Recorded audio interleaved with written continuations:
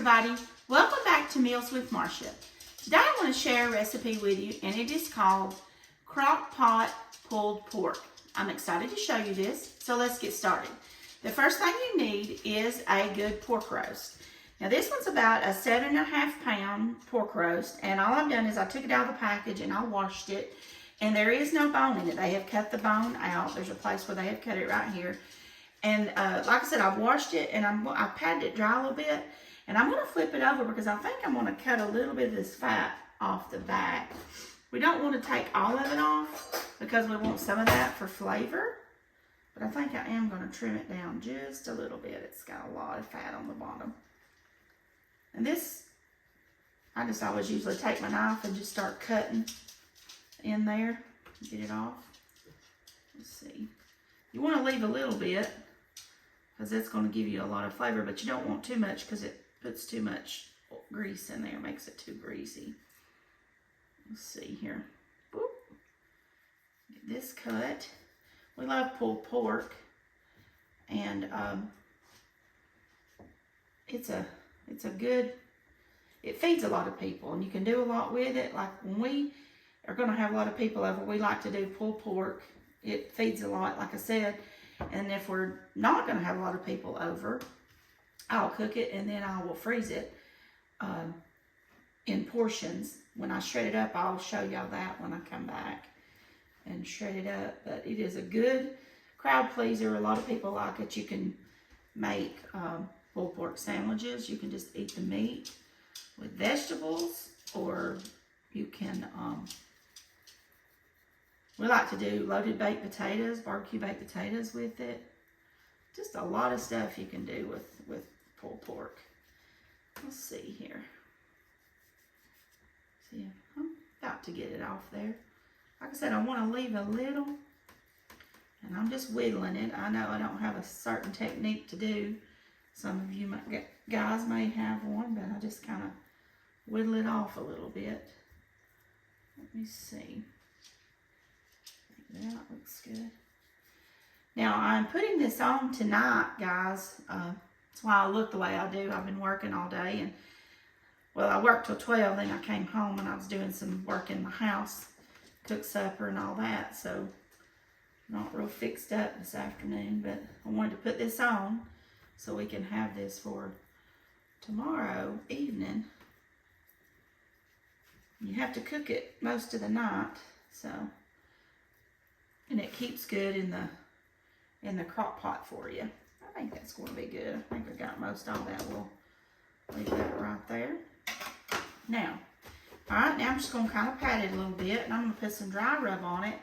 Now, we love this. It's called Touch of Cherry Barbecue Rub. This is real good for pork. Or we use the Pro Series Sweet Rib Rub. It's really good on pork. So either one of these are good.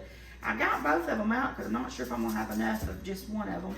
So I'm going to use the Touch of Cherry first, but you use your favorite, whatever your favorite dry rub is. We're just going to put this on. Now we like the Meat Church brand dry rubs a lot. We use it. We use Holy Voodoo and the Gospel a lot, but when we're doing ribs or pulled pork, we like this Touch of Cherry. All right, let's flip it over. Whoop. All right, I'm going to pat it a little bit. And you can see where they've cut that bone out right there. They've cut that sucker right on out. So I'm going to put some in there. And I'm going to put some on top. I don't know if I'm going to have enough. I may have to get some of the other out to go with it, and that's okay.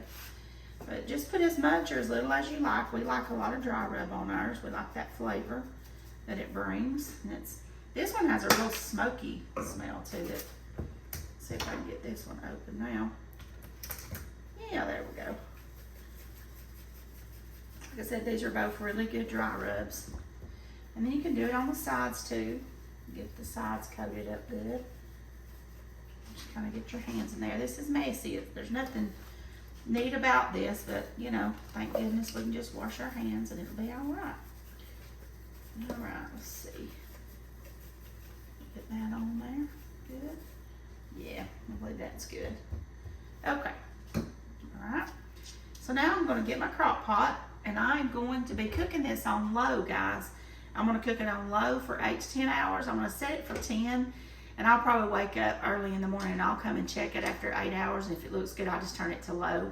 But if not, I'll let it go 10, so we make sure that we get it cooked. But I'm gonna spray with some non-stick cooking spray. You don't have to add any water into this, guys, because it's going to create a lot of liquid.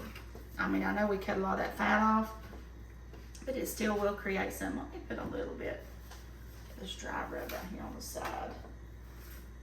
See if I can get some of that on the side. Yeah. All right. All right, I'm gonna put this in my crock pot. And this is 7.5 pounds, guys, and I don't know if I would recommend you using any larger than that because it may not fit in your crock pot. Of course, you could buy a larger one. I'm just gonna put this excess dry rub in there. You could get a larger one and then just cut it in half and maybe, you know, use 2 crock pots if you had it, but I'm just using the one today. And like I said, this 7.5 pounds is gonna make a lot of meat. We'll probably get about 4 different meals out of this when I come back. All right, need to clean my hands up a little bit. Now I'm gonna put this lid on, and I'm gonna lock the lid down. I have air holes right here to let it vent, and I'm gonna cook this on low for 10 hours. Like I said, I'm gonna check it at 8. I'll get up early in the morning and check it.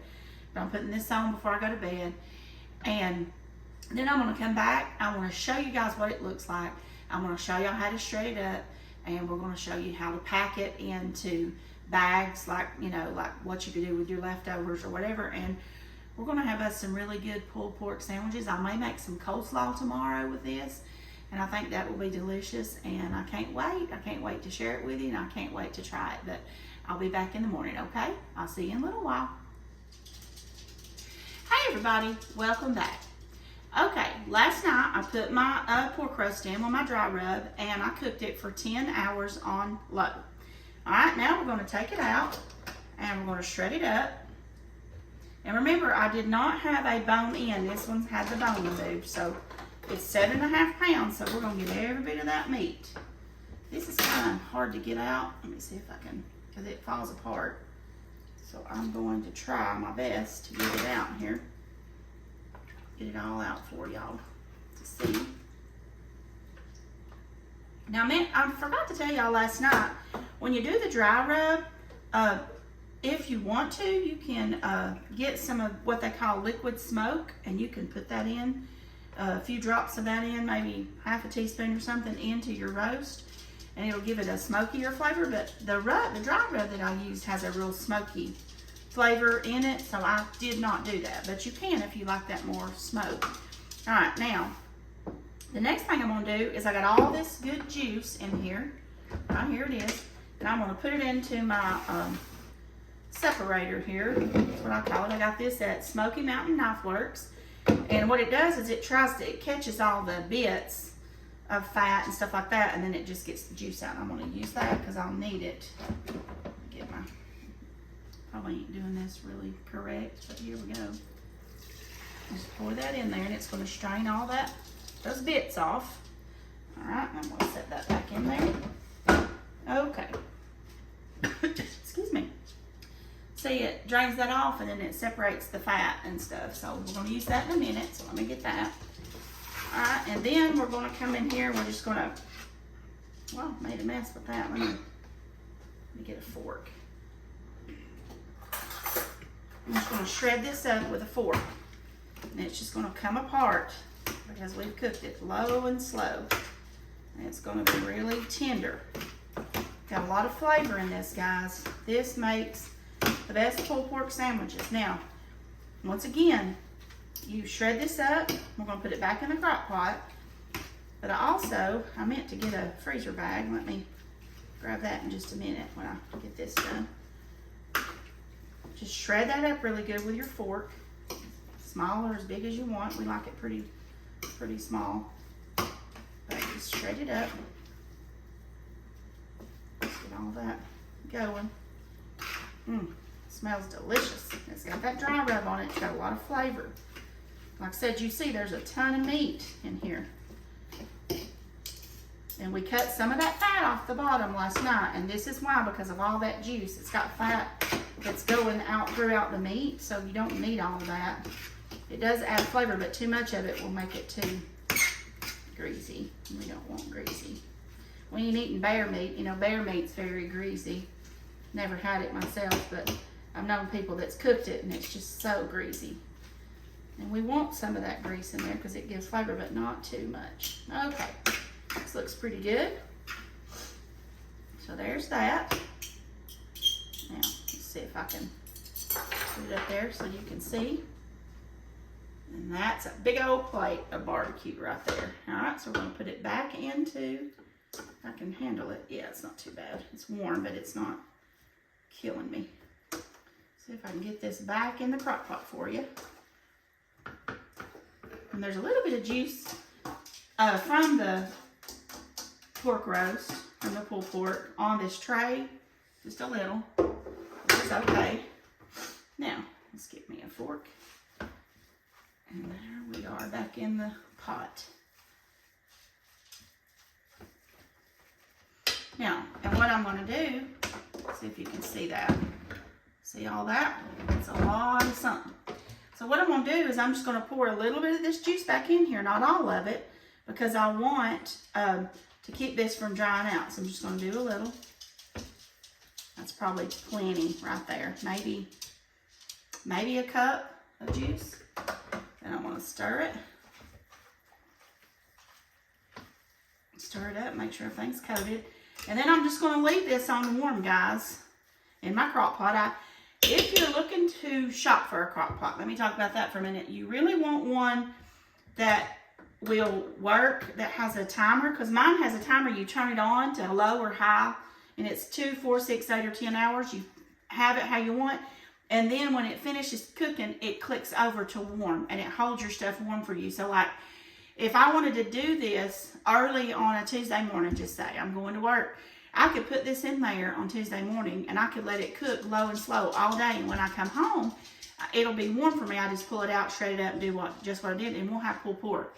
So this is a really good way, but not all crock pots have that. A lot of crock pots have low, high, and warm, but it's a dial. This one is digital. I'm going to turn it around so you can see. This one is digital. So like I said, you turn it on, and then you set it to low, high, or warm, and cook it. And then like I said, when it's finished, it goes to warm and holds it for you for like 10 hours. So it's not like, you know, you've got time to get back home. All right, so there's the pulled pork. I'm going to show you another way that we save this and put it in the freezer, because this is a ton. We'll never eat this. Now, if we were going to feed about 15 people, we would eat this. But there's no way me and my husband and my son can eat this. So let me grab a bag real quick for you. I'm going to show you.